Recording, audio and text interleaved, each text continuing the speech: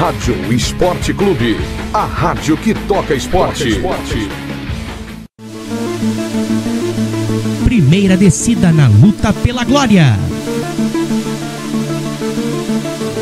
São Paulo Futebol League 2018, na Rádio Esporte Clube.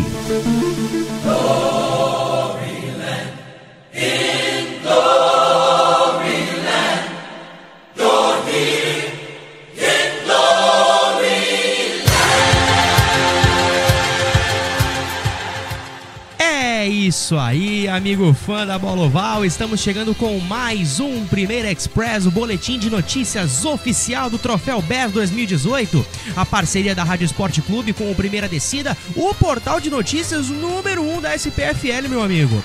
Vamos falar da semana 4? Vamos falar da semana 4. Esse é o 10º episódio do Primeira Express, que fala tudo da São Paulo Futebol League, e nessa semana 4 a gente teve só 2 partidas, então uma semana mais light, comparado ao que vem por aí. Tivemos o Piracicaba Cane Cutters ganhando seu primeiro jogo no torneio contra o Moca Destroyers por 36-20, enquanto o Rio Preto Vailers em São José do Rio Preto, meteu 46-20 no Santos Tsunami. Por que eu fiz essa piadinha com a cidade? Porque no Primeira Descida, no primeira-descida.com, quando subiu a matéria do jogo, tava lá, não foi nem a matéria do jogo, foi uma matéria que a gente fez com o head coach do Santos, o Renato Fonseca, de que o jogo foi em Ribeirão Preto. É aquilo, os jornalistas, o redator que escreveu essa notícia estava com alguma outra coisa na cabeça que ele acabou trocando o nome da cidade. Já corrigimos isso, mas foi em São José do Rio Preto a partida lá no Teixeirão, 46-20 pro Rio Preto Vailers. Mas vamos começar falando do jogo entre Piracicaba Cane Cutters e Moca Destroyers, porque, como eu falei pra vocês, eu tava esperando realmente uma vitória do Piracicaba Cane Cutters. A vitória se confirmou, o Iago voltou pro time titular, fez uma excelente partida. O Giovanni, running back, fez uma partida também sensacional, anotando touchdown. A defesa, meu Deus, que trabalho lindo que a defesa fez, agressividade, técnica, muita velocidade e anotando pontos. Uma defesa que anotou pontos. Eu acho isso fantástico, um time que conseguiu mesclar muito bem a parte de ataque com a parte de defesa. E quem falou com a gente sobre essa partida por parte do Cutters foi o João Veronese, que é linebacker da equipe, anotou touchdown nessa partida e foi um dos postulantes ao prêmio de MVP da semana. Daqui a pouco a gente passa a lista completa pra vocês, mas fala aí, Veronese, o que você achou de tudo, num geralzão, cara? Posso dizer que o Cane Cutters fez um jogo bem sólido, constante, um jogo agressivo. Começamos o jogo abrindo o placar com 2 pontuações de defesa. Um safety forçado depois de uma boa posição que o nosso special team nos deixou e uma recuperação de fumble que conseguimos converter para touchdown. O nosso ataque também foi bem agressivo. Depois que eles fizeram o primeiro touchdown, ninguém mais segurou eles. Tudo isso não aconteceu por acaso, tá?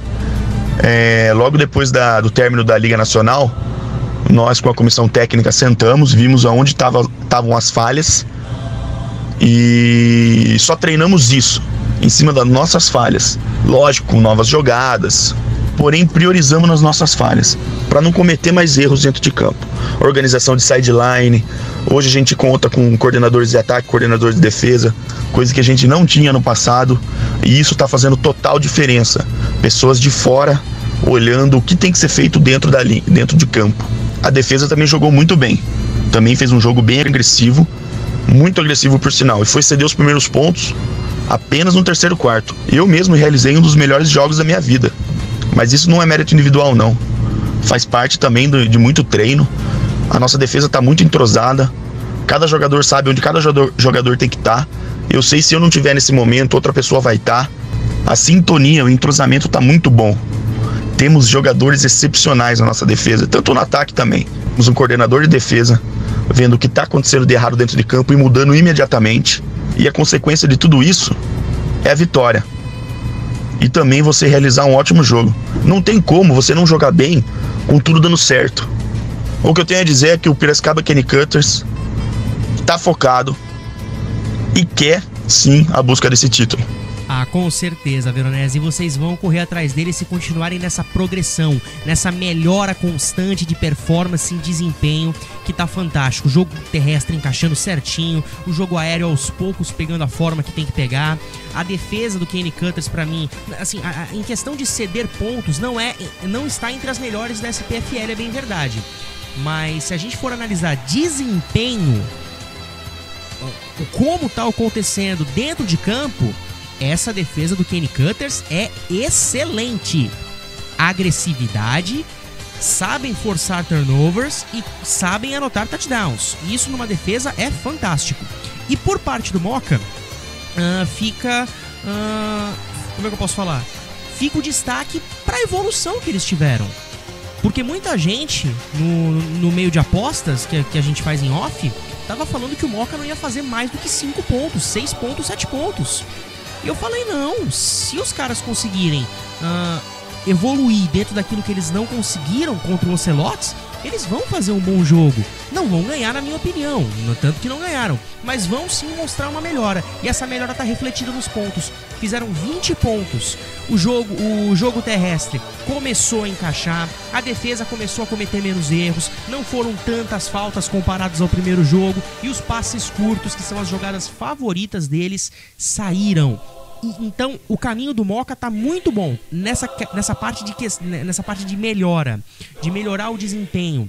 Eu acho que o Mocha com certeza deve chegar mais afiado pro terceiro jogo e deve sim brigar pela vitória. Bom, vamos lá agora falar do jogo entre Vailers e Tsunami, porque era o jogo mais aguardado da semana 4.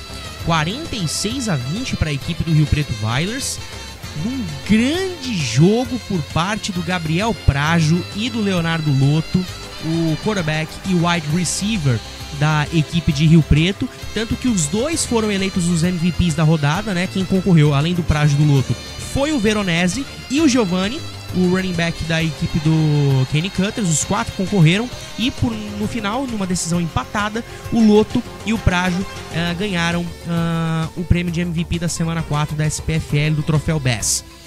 E o próprio Gabriel Prajo falou com a gente falou sobre a partida, mas teve uma parte que ele falou pra mim que eu achei muito bacana, porque assim, foram 2 vitórias do Vailers e 2 vitórias onde ele teve um desempenho fantástico. Então, chegamos pra ele e perguntamos: você acha que você pode concorrer a MVP? Tem muita gente por aí que, quando a gente pergunta isso, prefere manter um discurso mais humilde. Ele foi humilde no discurso dele, mas ele foi mais ousado. Cara, eu acho que sim, podemos ter um candidato a MVP, porém eu não jogo pensando em MVP ou algo do tipo, e sim eu jogo pensando que nós temos que ser campeões nesse ano, e pensando em me atuar o melhor possível dentro de campo, para que eu possa ajudar o Vailers com pontuações e ajudar o time no que for preciso. Mas em questão de ser MVP, eu acho que tem pessoas no próprio Vailers mesmo que tem muito mais chance do que eu, como o Felipe Sonego mesmo, jogando muito. Mas vamos lá, seja o que Deus quiser, o que for pra ser, será.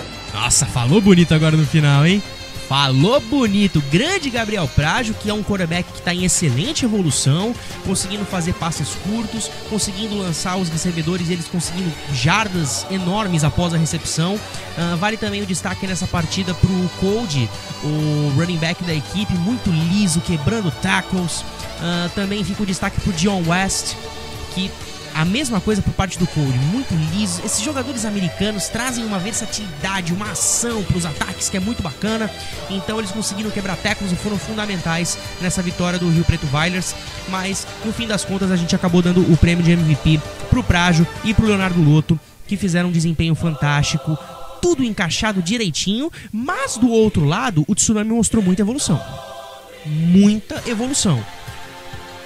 O jogo terrestre não foi muito bem nessa partida, né? O McLaren não jogou, quem jogou foi o Ucla, não foi o mesmo desempenho, mas o ataque aéreo apareceu.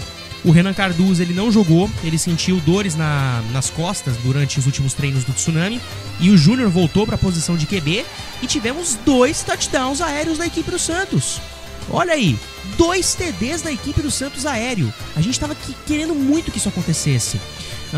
E quem conversou com a gente sobre isso, né, sobre essa evolução que tá tendo na equipe do Santos, foi o head coach Renato Fonseca. Fala aí, Renatão. Mas em geral a gente tá conseguindo retomar o trabalho, né?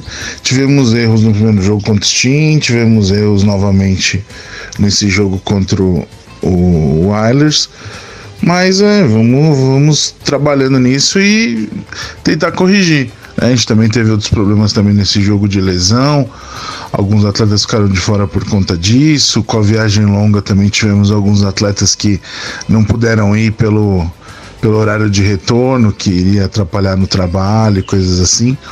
Então o próximo jogo é em casa, a gente provavelmente vai contar com todo mundo.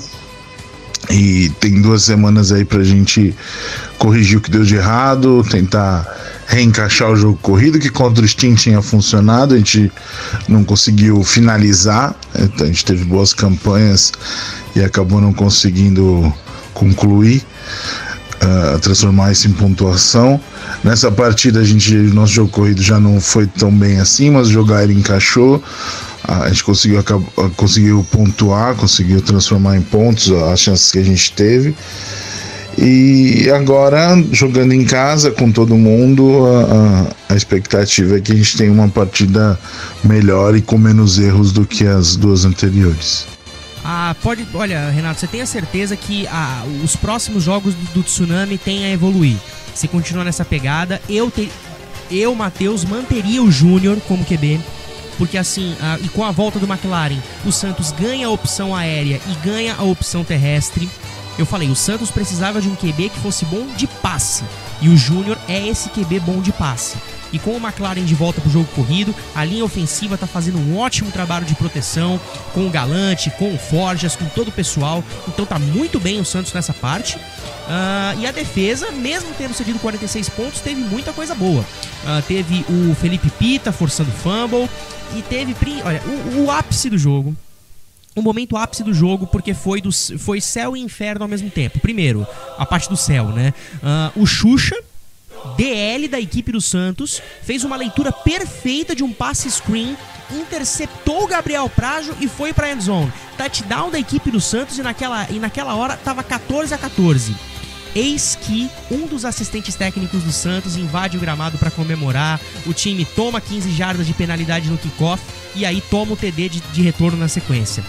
É complicado, mas o Xuxa pode falar melhor do que ninguém sobre isso. Os lados positivos foram que o time mostrou uma grande evolução comparado ao nosso primeiro jogo. A defesa melhorou bastante no jogo corrido e também nós conseguimos aumentar bastante a pressão na tackle box. Porém, os lados negativos foram que a defesa hesitou em alguns lances de tackle. Nós também tivemos algumas falhas na secundária e não conseguimos avançar bastante no nosso jogo corrido. Como eu falei, o jogo terrestre não foi muito bem encaixado por conta dessa readaptação que o time teve que fazer com a ausência do McLaren. Mas correu muito bem com a bola e fez um bom trabalho. Contra o Kenny Cutters vai vir muito melhor do que veio contra o Viners, e eu aposto numa vitória do Santos Tsunami, até porque joga em casa. Então é isso, galera, a gente volta com a edição 11 o próximo episódio, o episódio número 11, que nós vamos fazer toda a prévia da semana 5, em que teremos nada mais, nada menos do que 4 partidas, 3 no sábado, 1 no domingo. Então fique ligado no youtube.com/Rádio Esporte Clube e não perca nenhuma informação do Troféu BES 2018 em primeiradescida.com, beleza?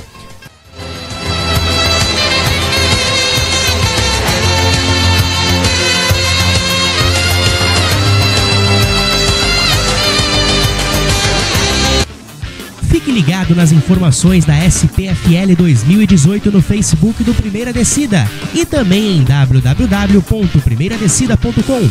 E para não perder o boletim Primeira Express, inscreva-se em youtube.com/Rádio Esporte Clube.